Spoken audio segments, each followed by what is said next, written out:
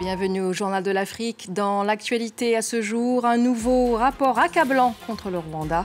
Les Nations Unies réitèrent leurs accusations de soutien actif du Rwanda aux rebelles du M23 dans l'est de la RDC. Conformément aux exigences du régime militaire au pouvoir au Niger, le retrait des forces américaines suit son cours. La base de Niamey a été rendue. Prochaine étape, celle d'Agadez.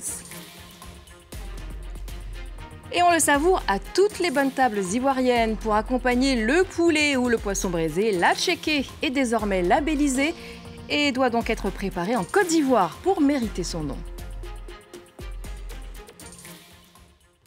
Il serait donc près de 4000 soldats rwandais aux côtés des rebelles du M23 dans l'est de la RDC. C'est ce qu'indique un nouveau rapport des Nations Unies qui présente de nouvelles preuves du soutien actif de Kigali au mouvement rebelle. Les experts accusent les autorités rwandaises d'avoir violé l'intégrité et la souveraineté de la RDC. Les précisions Aurélie Bazara-Kibongula. Près de 4000 soldats de l'armée rwandaise sont engagés dans des combats dans le Nord Kivu. C'est ce qu'affirment les experts des Nations Unies dans leur dernier rapport. Selon eux, les militaires rwandais ont utilisé des armes de haute technologie comme des obus guidés ou des missiles solaires pour repousser des offensives de l'armée congolaise et contrôler toutes les voies d'approvisionnement du Nord Kivu, à l'exception de l'axe qui relie Goma au Rwanda. Autre affirmation des experts, certains responsables de l'armée ougandaise soutiennent le M23. Un soutien logistique. Selon eux, des dirigeants rebelles comme Sultani Makenga ont tenu des réunions à Kampala malgré des interdictions de voyager. Alors les experts des Nations Unies affirment que le conflit a atteint un niveau alarmant depuis janvier, que des zones peuplées et des camps de déplacés ont été ciblés par des explosifs provenant de toutes les parties en conflit et que les violences sexuelles ont atteint un niveau sans précédent en République démocratique du Congo. Et réaction du côté rwandais, la porte-parole du gouvernement Yolande Makolo a réagi, je cite, une partie de son communiqué envoyé à France 24. Cela se déroule dans un contexte où, comme l'a confirmé un rapport de l'ONU près de la frontière rwandaise, l'armée congolaise finance et combat aux côtés non seulement de la milice génocidaire FDLR, mais aussi des forces de la SADC, de mercenaires européens, de forces burundaises et de diverses milices ethniques armées. Le Rwanda prend ces menaces très au sérieux. La RDC a tous les moyens de désamorcer la situation si elle le souhaite. Mais jusqu'à ce moment, le Rwanda continuera de se défendre. Fin de citation.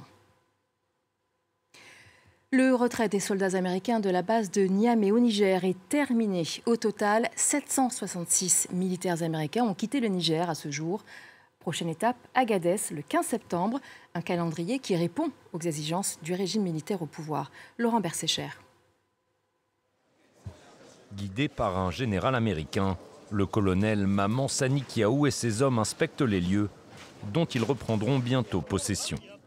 Un passage de relais alors que les troupes américaines achevaient lundi soir leur retrait de la base aérienne 101 de Niamey avec plusieurs semaines d'avance. Cette opération s'est achevée avant la date prévue et sans aucune complication.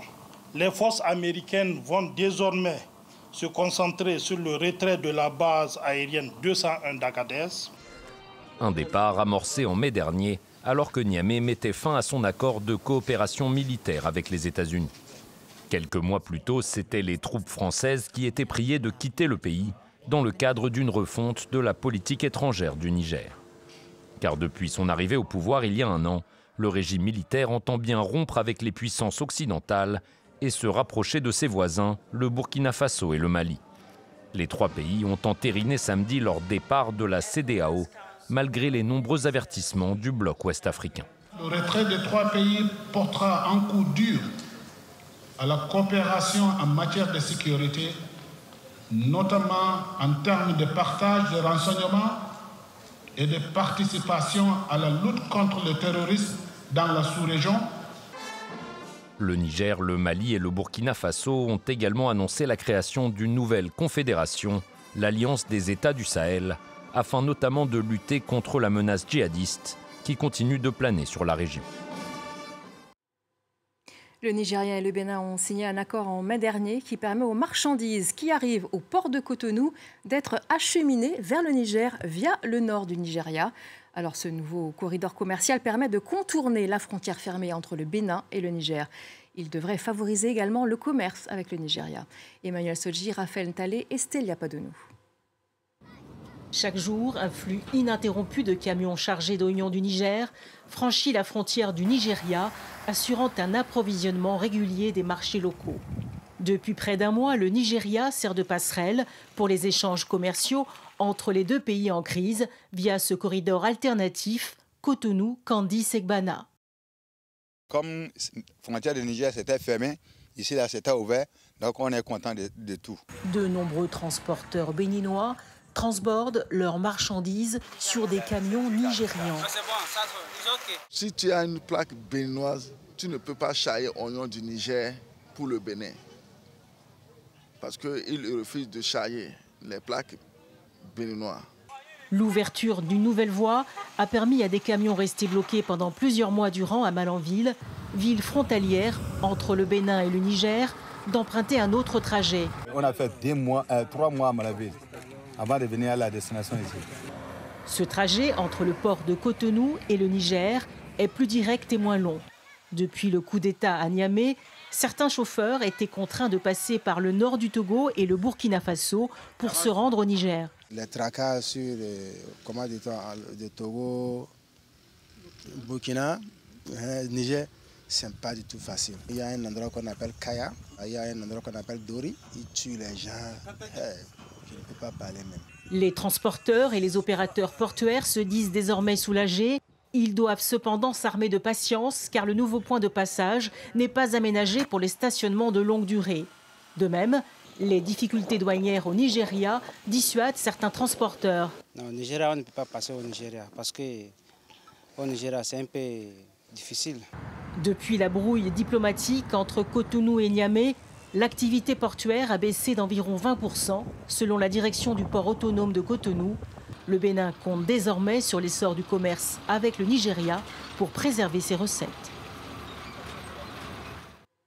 Les témoins de massacre de Chakaola se sont présentés devant un tribunal kényan. Rappel des faits, plus de 400 corps avaient été déterrés l'an dernier dans une forêt. Un pasteur autoproclamé, Paul Tengue Mackenzie, est accusé d'avoir incité ses adeptes à jeûner afin de rencontrer, dit-il, Jésus. Il est jugé pour terrorisme. À Nairobi, Bastien Renouille. C'est une affaire absolument hors norme. Tout d'abord à cause du nombre de victimes. Plus de 400 corps ont déjà été retrouvés dans la forêt de Chakaola et les recherches continuent toujours. Mais aussi à cause du nombre d'accusés. Ce lundi matin, dans le tribunal de Shanzu, il n'y avait plus aucune place disponible sur les bancs habituellement réservés au public. Tous étaient occupés par les 95 accusés. Alors, il n'y avait pas non plus de public car les auditions des témoins vont se dérouler à huis clos. Certains ont peur de ce qu'il pourrait leur arriver après avoir témoigné contre Paul Mackenzie et sa secte, l'Église de la Bonne Nouvelle. Alors, on ne sait pas exactement ce qu'ils ont dit aujourd'hui au tribunal, mais on peut s'en douter, car des témoins avaient parlé à des journalistes au début de l'affaire, en avril 2023, et ils racontaient les horreurs endurées par les fidèles de la secte dans la forêt de Chakaola, des privations de nourriture. Certains avaient été assassinés à coups de couteau. L'objectif, selon eux, de Paul Mackenzie, le leader du culte, c'était de les rapprocher le plus rapidement possible de Dieu, alors que la fin du monde est proche, selon lui. Les auditions des témoins vont se dérouler en 2 temps durant tout le mois de juillet. En revanche, on ne sait pas encore quand est-ce que le verdict de cette affaire sera donné. Il faudra probablement de nombreux mois au tribunal kényan pour parvenir à un verdict dans cette affaire tentaculaire. Allez, on passe à toute autre chose à présent. L'atchéké, incontournable dans la cuisine ivoirienne. Ce plat à base de manioc a récemment obtenu sa labellisation par l'Organisation africaine de la propriété intellectuelle. Alors désormais, seule la semoule produite en Côte d'Ivoire peut porter le nom d'atchéké. On en consomme près de 100 kilos par an et plus de 31 000 tonnes sont exportées. L'atchéké permet ainsi de promouvoir le tourisme gastronomique du pays. La correspondance de Makamara et Damien Kofi à Abidjan. Unies dans le four, les femmes transforment le manioc en une semoule unique, l'attiqué. Ce plat emblématique incarne l'unité et l'hospitalité au cœur de la gastronomie ivoirienne. Dans les restos comme à la maison, l'attiqué se déguste avec du poisson, des sauces épicées ou simplement nature, toujours apprécié pour sa saveur. Manger de l'attiqué avec du poisson braisé, chez nous en Côte d'Ivoire, vraiment, on mange ça pratiquement tout le temps. Désiré Bani milite pour la promotion et l'industrialisation de l'attiqué afin de répondre à une demande sans cesse croissante. Il s'est spécialisé dans la déshydratation de cette semoule pour une meilleure conservation. Il produit plus de 100 tonnes par mois. Plus de la moitié de cette production est exportée et le reste approvisionne les grandes surfaces du pays. C'est d'autres débouchés qui s'ouvrent à nous. Au-delà de ce débouché-là, il y a une réelle promotion et une valorisation de notre attiéké. Nous sommes partis de l'étape traditionnelle à l'étape semi-mécanisée. Mais aujourd'hui, avec cette embellie, il faut bien que nous puissions maintenant arriver à une industrialisation complète de notre ligne d'attiéké. L'attiéké représente bien plus qu'un simple plat. Il incarne le patrimoine culturel et gastronomique de la Côte d'Ivoire. Les autorités espèrent que cette reconnaissance stimulera l'arrivée de nombreux touristes gastronomiques dans le pays. Des destinations phares aujourd'hui du monde sont connues par leur gastronomie. Et croyez-moi, la labellisation de l'attiéké vient sonner le clas de notre mobilisation pour que la destination Côte d'Ivoire tire profit de cette gastronomie touristique. Le prochain défi des autorités inscrit l'attiéké au patrimoine culturel immatériel de l'UNESCO. De ses origines ancestrales jusqu'aux étals des supermarchés, l'attiéké continue de raconter l'histoire et la culture de ce pays. Et je vous recommande un petit peu d'attiéké d'aloko et de poisson braisé. Allez, on se quitte avec des images qui nous viennent d'Afrique du Sud. En cette période hivernale pour le pays, 2 fronts d'air froid ont entraîné, vous le voyez, des chutes de neige dans la province du Cap occidental. De quoi rendre heureux les enfants et surtout les adultes. Regardez. Et oui, c'est l'hiver. En tout cas, c'est la fin de cette édition du Journal de l'Afrique. Merci de l'avoir suivi et de votre fidélité. L'information continue sur France 24.